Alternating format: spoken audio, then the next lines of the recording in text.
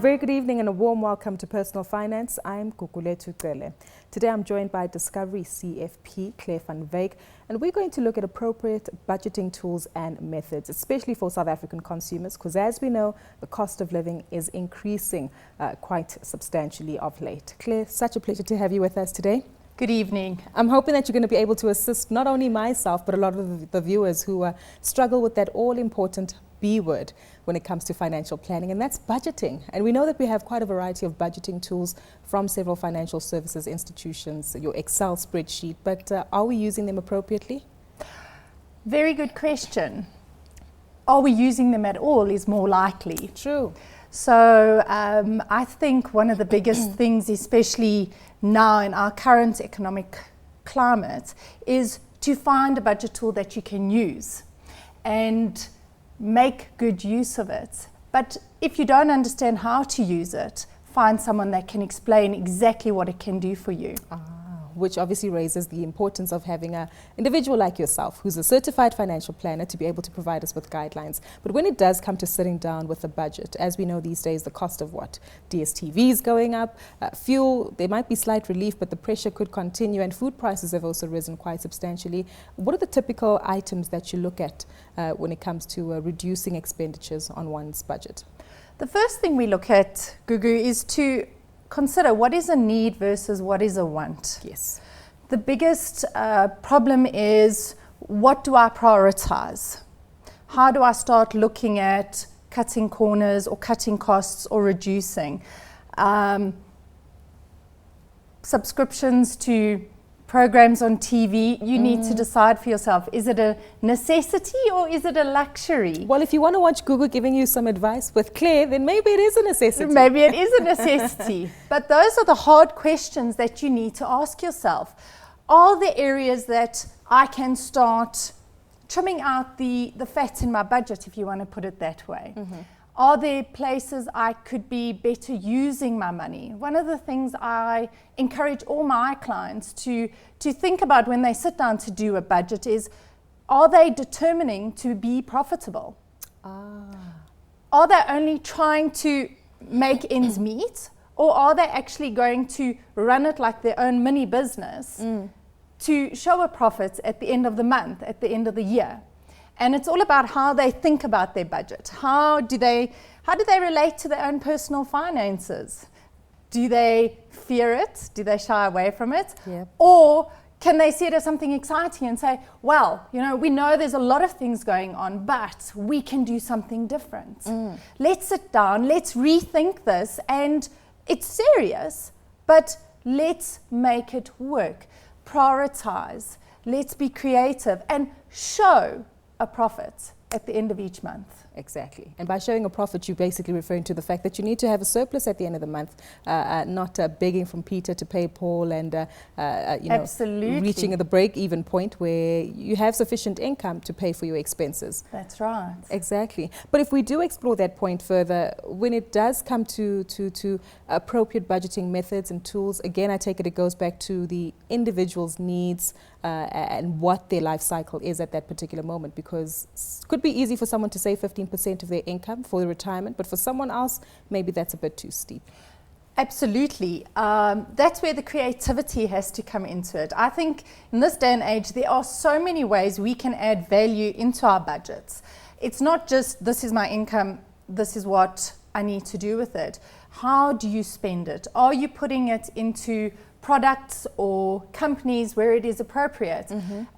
When I start to look at my own personal budget, I start to say, well, where am I getting added value?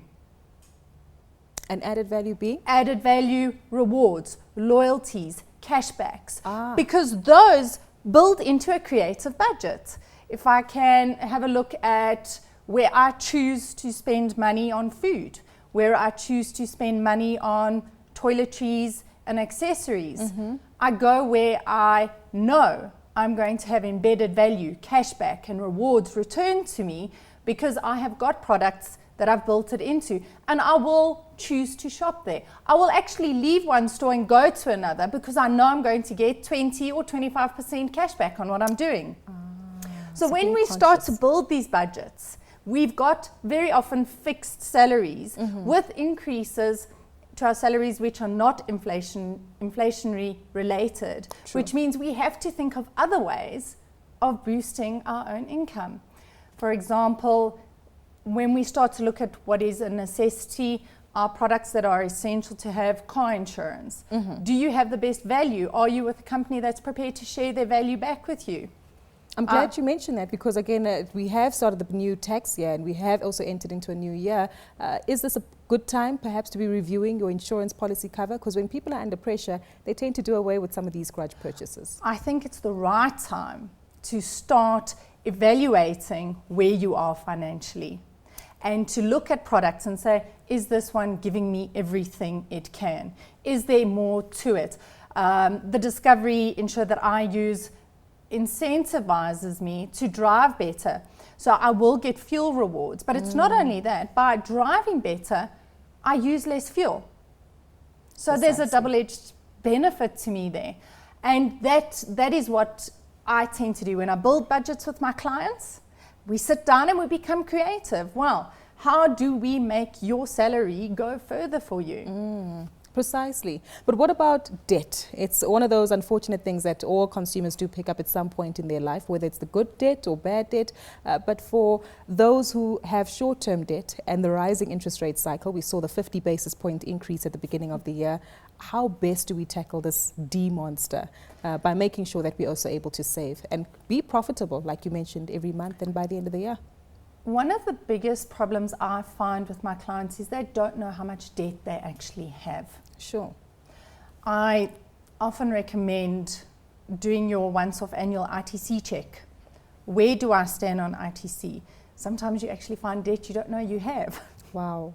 And that is very important. So taking that snapshot to say, look, this is where I stand, facing it, addressing it, and being realistic, saying, this is what I can move. This is how I can deal with this. Coming up with appropriate timelines to start getting rid of your debt. Changing the way you think about getting into debt in future. Do I delay my reward? That's difficult when that pair of shoes looks at you and says, buy me. Absolutely, absolutely. What I also encourage is accountability on budgeting. I once wanted to buy a fridge. It wasn't in our budget. We hadn't saved for it. We hadn't planned on it. Beautiful. 50% marked off. I was like, we'll never get this deal again. Exactly. And my husband said, so which budget are we going to pull that out of? So which one of our dreams is going to go on hold for your fridge? So when you've got that accountability, it becomes harder to spend your money on things that maybe you don't necessarily need. You might want it, but do I need it? It's a different story. Exactly. And I'm glad you also brought up the savings element, because you do need that pool and kitty there. But are we falling short by not understanding exactly what we're saving for if we don't attach appropriate goals towards them? Because then you don't know how long you're saving for, how much you're allocating, what kind of interest you want to gain on the particular funds that you've put away and preserved for the short or long term. Is that also a bit of a challenge? It is a challenge. It's actually, once again, the right time to sit down and say, well, what are my goals for this next financial year? What do we want to achieve as an individual, as a family? What am I going to use my profit for? Because it's so much harder to spend what you have saved on something when you've allocated a reason for saving. So, I mean, I go as far as to say, give it a name. This is my future fridge. This is my trip to Durban with the family. This is my holiday just on my own. Precisely. So when you see the shoes, when you see the beautiful suits, or guys, gadgets, etc. My husband's a gadget guy. He thinks hard. Like, am I prepared to delay my reward longer for this instant gratification of my gadget? And what's my wife going to say? Exactly. See, you make sure that the books are in place at home, like all women do. But having said that, would this also be a good time to make use of the proper tools that we have out there, like tax-free savings accounts. We know that this is a new tax year, so that 30,000 Rand for this new tax year can be added again to one's tax-free savings. Are these particular avenues that could actually help us boost our savings? But again, understanding that it's for the long term and for the goals and plans that you've established. I think having the appropriate products in place for the appropriate goals is very important. I'm a fan of the tax-free savings vehicle. I think there's a number of ways to be able to use it through the banks, through different life offices. Yes. I think it is something everyone should have in South Africa. There's been changes in some of the legislation, so you can actually, once again, revisit your retirement planning. Yes. You can actually say, well, am I optimizing all I can get back for here and now in my financial year? So you might get a benefit at your tax return, but you plan that into your long-term budget. I'm not someone that believes in budgeting just for this month. I believe you do an annual budget, because that's how you forecast what your annual profit is going to be.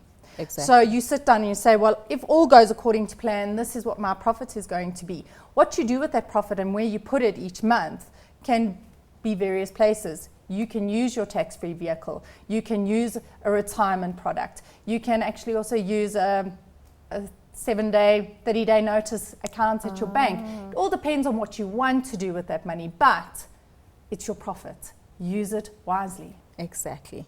Well, we've certainly said quite a bit. Let's get a quick recap now of some of the key takeaway points from tonight's discussion.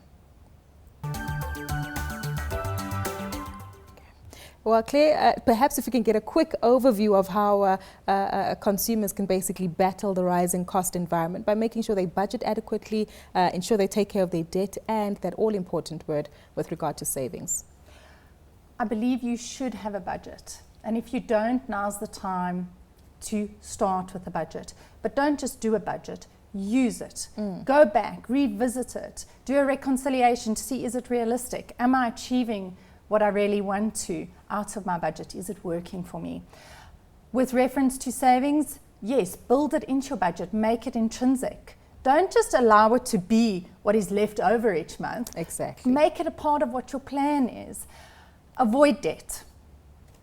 You do not need the instant gratification. You can get the delayed planned reward. Exactly. And at this point in time, I encourage everyone to treat their personal finances like they mean business. Treat your money like you mean business. I like that note. We'll leave it there for tonight, and thank you so much for your time today. Claire giving us a reminder there to make sure that we treat our finances like a business and maintain profitability. But that's how we wrap things up for Personal Finance tonight. A big thank you once more to Discovery Certified Financial Planner, Claire van Wyk, for joining us this evening. Remember that you too can get in touch with us and share your thoughts on how you're maintaining profitability in such tough economic times. Tweet your comments or suggestions to @CNBC Africa using the hashtag Finance410 or to myself @Gugulethu. Until next time, happy budgeting.